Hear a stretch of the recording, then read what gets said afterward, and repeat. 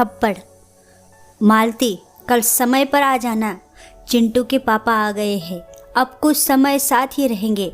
और हाँ, बर्तन को देख चिड़चिड़ भी मत करना, खाने पीने के बहुत शौकीन हैं, दोस्त लोग की पार्टी होती रहेंगी, इसीलिए बर्तन हमेशा से ज़्यादा होंगे। मालती बात सुनकर मुस्कुराती सोच रही थी, जिज्जी चेतावनी दे रही है, आगाह कर रही है या सहयोग चाहती है। मेम साहब, मेरे और घर भी है, सामंजस्य से बैठा कर चलना पड़ता है, दो के घर खाना भी बनाती हूँ। ऐसा करूँगी, आपके बर्तन झाड़ू एक साथ बाद में कर जाऊँगी। ये मेम साहब क्या लगा के रखी है, देख ले, तुझे जैसा सही लगे मेरे सामने आ जाती तो मैं भी निश्चित होकर चली जाती। मुश्किल है जीजी, कोशिश करूँगी। कुछ दिन बीत गए, मालती देख रही थी आए दिन बर्तनों की संख्या बढ़ती जा रही है, लेकिन वो ये सोचकर चुप रहती कि साल के कुछ महीने बहुत लिमिट के बर्तन होते हैं। सास को मालती से एक विशेष प्रेम सा हो गया था। अक्सर बहू को छेड़ते हुए कहती, तुम्हारे पीहर की एक ही चीज़ मुझे सबसे ज़्यादा पसंद है, वो है मालती। रेखा भी मालती से छोटी बहन जैसी बर्ताव करती, बहुत सालों से उसके पीहर में काम करती थी। उसकी परेशानी देख यहाँ आ गई। आज काम करते हुए बोली, जीजी आप कब से कह रही हो पगार बढ़ाऊंगी, अब के बच्चे का एडमिशन करवाया है, रुपयों की ज़रूरत है। मालती, अभी कुछ समय इसी में चला, तेरी और मदद कर दूंगी, किताबें ड्रेस सब मेरी तरफ से। अविनाश दोनों की बातें सुन रहा था। मालती से सहानुभूति रखते हुए बोला, बढ़ा दो, हमारी अपनी ही है, इसकी ज़रूरत का ख्याल हम नहीं रखेंगे तो कौन रखेगा। उसके शब्द शायद दोनों ही सोच के बाहर थे। न मालती को अविनाश का बोलना अच्छा लगा, न रेखा को। अब आए दिन अविनाश मालती से खुलने की कोशिश करता, बीच बीच में हंसी मजाक भी करता। उसकी बात के समर्थन में रेखा हंसी मालती को छेड़ती, महज इसलिए कि वो उसे गलत समझकर बाहर जाकर किसी को न कहे।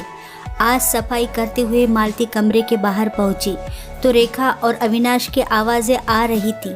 तमीज़ से बोलो रेखा, माँ को रखकर कोई ऐसा नहीं करती, कभी आता हूँ दोस्तों को बुला लिया तो क्या सारे घर को सिर पर उठा लूँगी, आवारागर्दी करता डोलता तो नहीं फिरता। जानती हूँ तुम्हारे और तुम्हारे पियक्कड़ दोस्तों को, यदि समझ होती ना तो कभी उन्हें घर बुलाकर ना पिलाते। और हाँ, देख रही हूँ आजकल मालती से बोलने का तरीका कुछ ज़्यादा ही अलग हो जा रहा है। दिमाग खराब है क्या तुम्हारा? शक्की हो, दिल साफ रखो, कम बोलो। अविनाश, पत्नी हूँ तुम्हारी, तुम्हें हर बार इस उम्मीद से माफ़ करती आई हूँ कि शायद अब की बार तुम बदल जाओगे। शायद इस बार उम्र की सोच और जिम्मेदारी एक नए अविनाश को सामने लाएंगी। ध्यान रखना, ये मेरा घर है, जहाँ महीनों बाद आने पर मैं तुम्हारे बेसब्री से इंतज़ार करती हूँ। मेरे विश्वास और बुजुर्ग माँ के प्रति भी तुम्हारे कोई फ़र्ज़ है। कम ऑन यार, कहा अविनाश ने दिलासा देते हुए उसे अपने बाहु पाश में ले लिया। और पत्नी बनी रेखा एक बार फिर मोम से पिघल गई।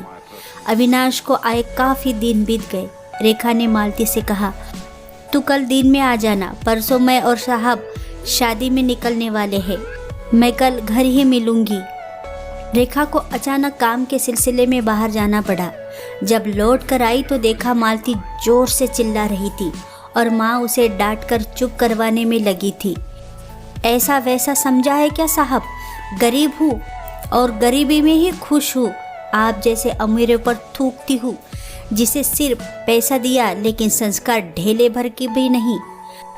आपने क्या सोचा मैं आपकी नीयत भाप नहीं पाई?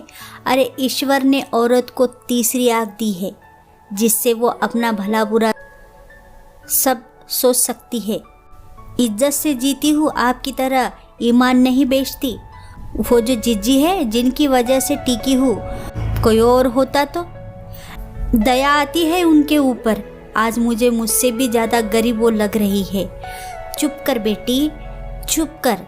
तुझे इतना प्यार दिया और तू हमारे ही घर में आकर हमें ही बदनाम कर रही है। रेखा अवाक थी। उसको देख मालती रोते रोते सहानुभूति की अपेक्षा से उसके पास आ गई। वो पहले तो कुछ टूटी हुई दिखाई दी, लेकिन चेतना में आते ही उस एक जोर का थप्पड़ मालती को जड़ दिया। शर्म नहीं आई?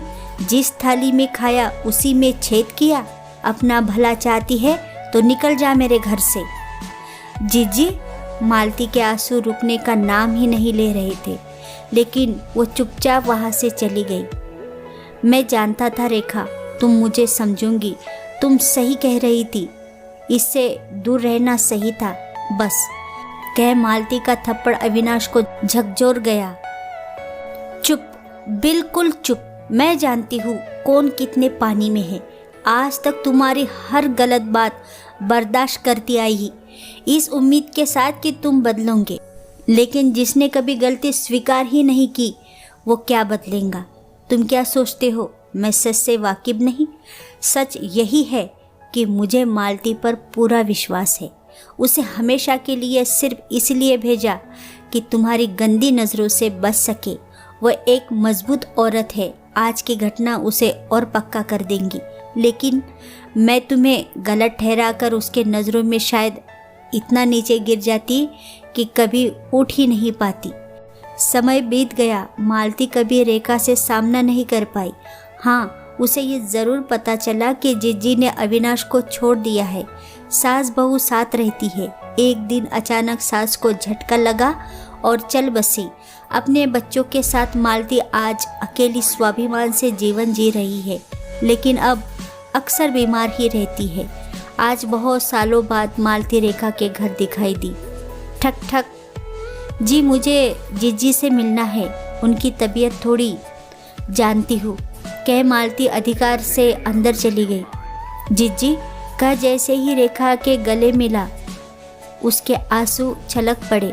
मुझे माफ़ कर दे मालती, मैंने तेरे साथ एक औरत होकर मैं तेरी तकलीफ को न पढ़ पाई, उल्टा तुझे ही कहकर फक फक कर रो पड़ी। ना जीजी ना, क्या मैं आपको नहीं जानती? जानती। वो थप्पड़ जो आपने मारा था एक टीस थी उन एहसासों की जो आप जानते समझते हुए भी कभी व्यक्त न कर पाई। जानती थी पहला थप्पड़ इसलिए मुझे मारा कि मैंने सब समझते हुए भी ये नौबत आने ही क्यों दी। मुझे आपसे कोई शिकायत नहीं है। हाँ, अपने आप से ही है कि आपको अकेला छोड़ गई। पता चला था आपका तलाक हुआ है, लेकिन आने की हिम्मत न हुई। लेकिन अब आपके भेजने से भी नहीं जाऊंगी, कहकर मालती अपनी जीजी के प्रति फर्ज चुकाने में व्यस्त हो गई। सच ही तो है, एक औरत यदि दूसरी औरत की तकलीफ को समझे, विपरीत परिस्थिति में एक दूसरे को सहारा दे, तो बहुत सी विपदाएं से बचा जा सकता है।